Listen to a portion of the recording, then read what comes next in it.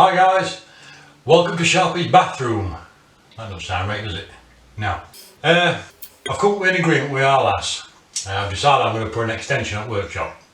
And her precise words were, you're not doing that till that bloody bathroom's done.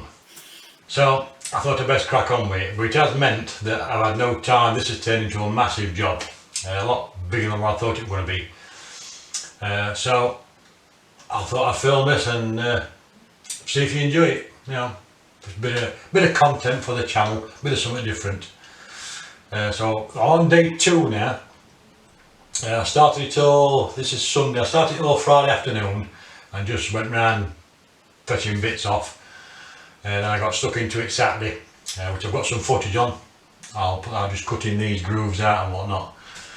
And then I got to ceiling yesterday afternoon. It had cladding on ceiling originally. Bear in mind that cladding's been on for about 22 years. I pulled that off and the ceiling underneath was a mess, to say the least. I was just going to overboard it, stick another plasterboard on.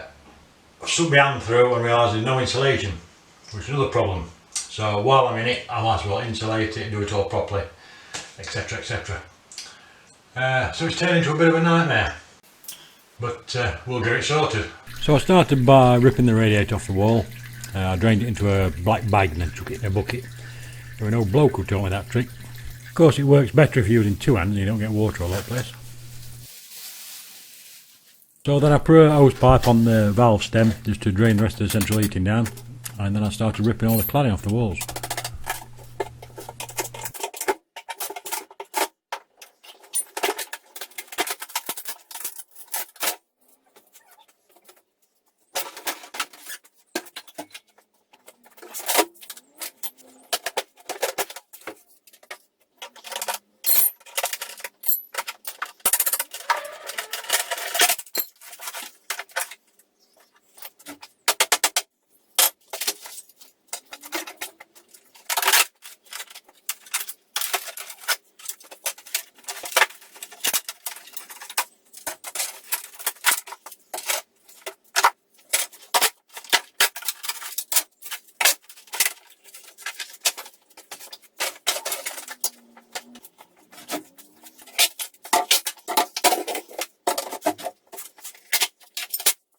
It goes to show you how long this had been on. They'd used flat bladed wood screws to hold the battening on.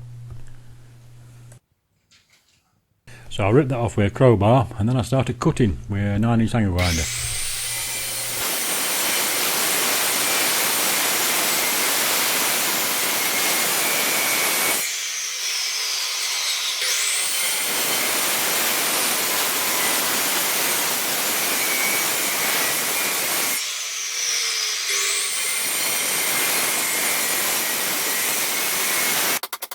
And then I chased it out with a chisel.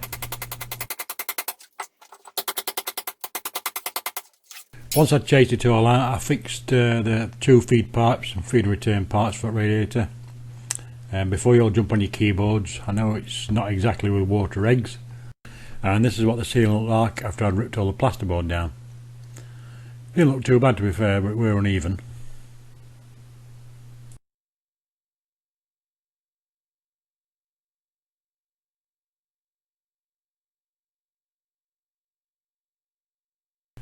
I dry fitted all the pipes together, put flux on all the joints so I could just round them all and sweat them all together.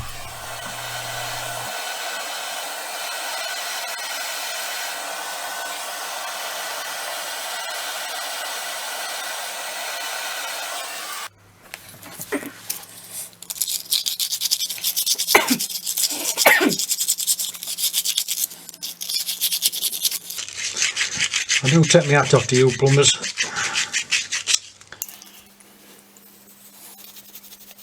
Making sure everything's clean. Looking about.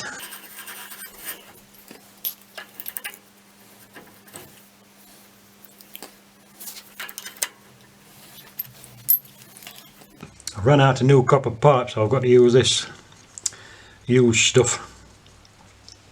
It's only for this little bit section though.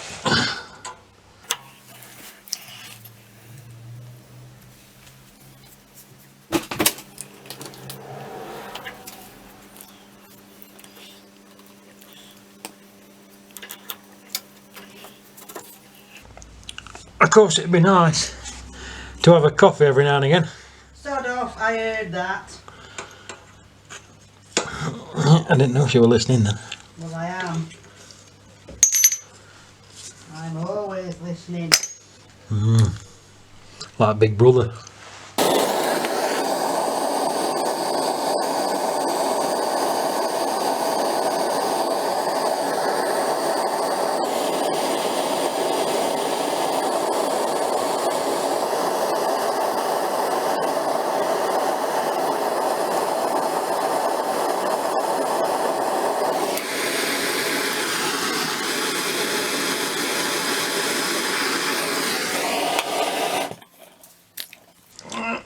Yeah, definitely take me out of fuel pumps.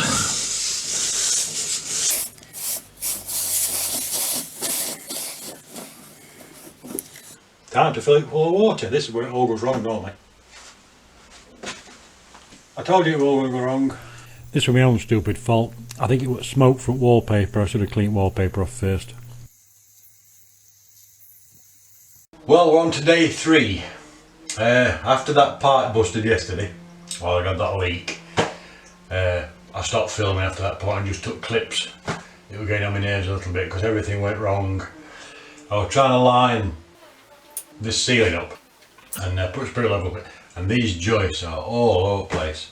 I'll show you a clip in a minute. It's took some levelling up. If I'd put plasterboard straight up to the joist, it would have been like a Mexican wave. I've got it somewhat like, it's not perfect, but it'll do. Another thing I dropped a bollock. Another thing that I made a mistake with. I've never fitted an extractor fan before, but I wanted one in here because everybody has a shower in here. And so I fed cables through, ready for my electrician to come in and wire it up for me. And I phoned up last night. I says, put cables in for you. He said, oh, it is 3 core and earth, isn't it? I said, no, 2 core and earth. That's my point. He said, no, you want 3 core and earth for an extractor fan. I didn't know that. So now I've just ordered some 3 core and earth. I'm going to drop that in, take this 2 core and earth out, and nightmare. Anyway, we'll get there. So today's plan is I'm going to put that 3 core and earth in, finish the king span off, and put the window in. And then I'm getting close to where I can maybe fit a bathroom suite and do a bit of tiling. Thank God. I've had to batten the joists out. It starts at 25mm at the end, and then it drops to 5mm in the middle, and then back up to 20mm.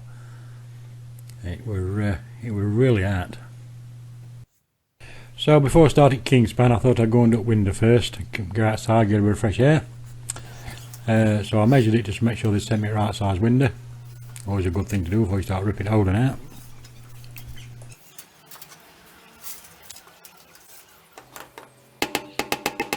And again, this window's that old, it's externally beaded, so I took the beads out, and then it had got some double-sided sponge sticky tape on the inside that I had to cut out.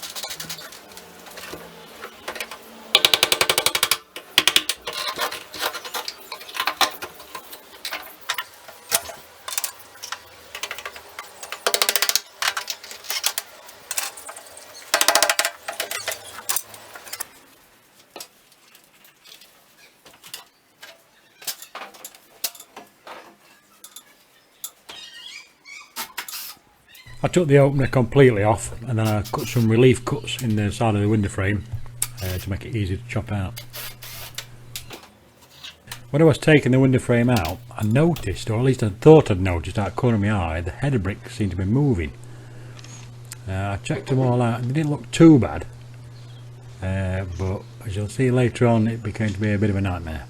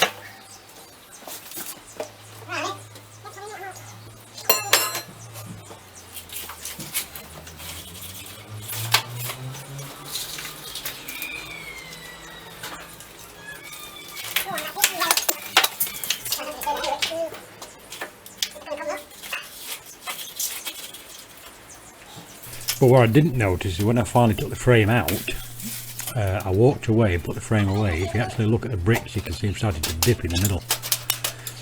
I tried it and it didn't seem to move, so I thought might get away with it.